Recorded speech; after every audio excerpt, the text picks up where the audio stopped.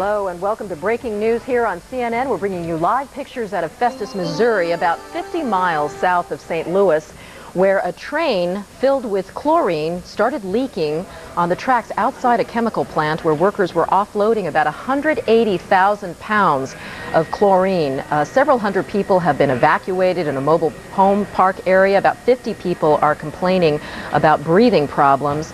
Fortunately, according to authorities out there who tell us that the wind is light so that the chemical is not spreading very quickly, breathing in chlorine fumes can cause serious illness, a burning of the lungs, even some brain damage, and in some cases death.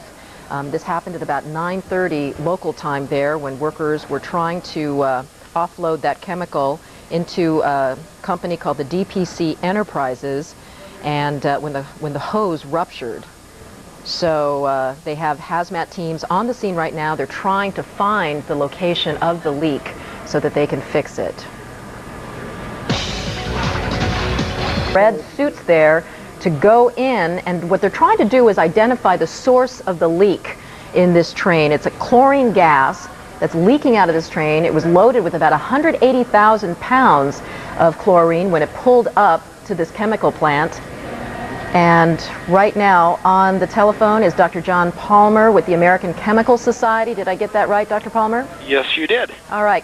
If you can see this picture, can you Unfortunately, I'm not in a position of seeing let me describe it to you. I see at least two hazmat workers in orange suits on top of the car that contains the chemical. You've still got chlorine gas leaking out from the bottom portion of it.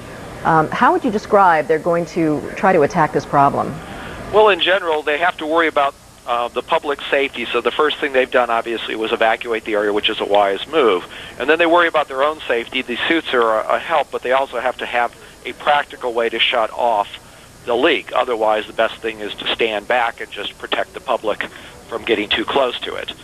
So I assume that what they're trying to do right now is decide if there's a hose or something, is there a shut-off valve still working that they can contain remainder of the material in the tanker. And Dr. Palmer, it looks like they might be having some success because the cloud is beginning to thin out. The chemical is now, you can barely see a trace of the cloud coming out from underneath the car, so it looks like they were able to locate or at least seal up that hose connection. That is good news. Yes, they have methods, the hazmat workers have methods to either apply a patch or to, again, if they've managed to find a valve, to shut off the valve, then that would be the normal procedure. Now still, though, you can see the chemical cloud. It appears to be laying low to the ground rather than dissipating up into the atmosphere.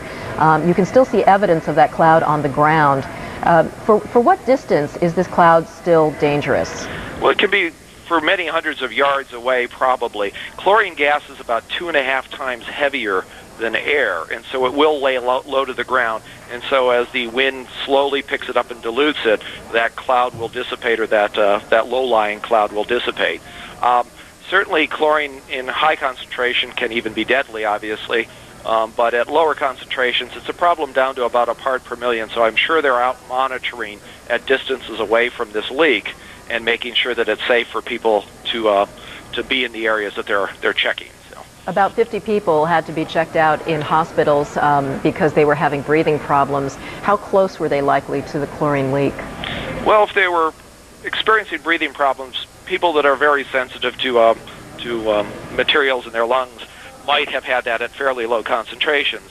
They probably were still, I'm guessing, several hundred yards away or even further away than that. And you have a little bit of an acid burn in your mouth and your throat when you breathe a gas like this. And so I'm guessing that's what they were experiencing, was that bite in their throat. And as long as they got away from it and started breathing clean air and getting a little oxygen, they're probably going to be okay, but I'm sure they're under medical surveillance. So. Well, certainly since we took the picture, the live picture there, these hazmat workers made quick work of their duty up top of that car. They've now left the scene there, and it appears that the cloud is completely dissipated. Dr. John Palmer, American Chemical Society, thank you very much for joining us. You're welcome. All right, Dr. Sanjay Gupta, our very own medical correspondent up in New York. Sanjay, we were just hearing that some 50 people are being treated for inhalation problems. Do you think these people are going to have any permanent damage? It appears that we don't have. Oh, there we go. I'm sorry, I didn't hear the question. Oh, I just wanted to find out, now that it appears that they've been able to seal the leak, Fortunately, we're just getting a view of the nearby mobile home park there. I'm wondering, some 50 people had to be treated at the hospital for breathing problems. Do you think there's going to be any permanent damage? It's really unlikely, Carol.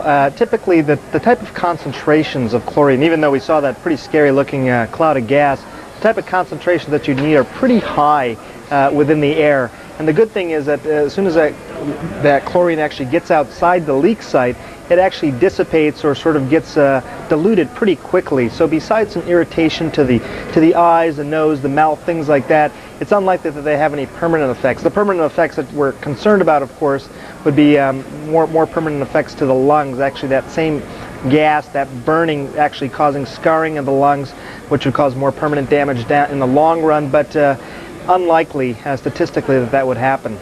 Well, that's good news indeed. All right, well, you watched it live. Those hazmat workers were able to seal off that chemical leak.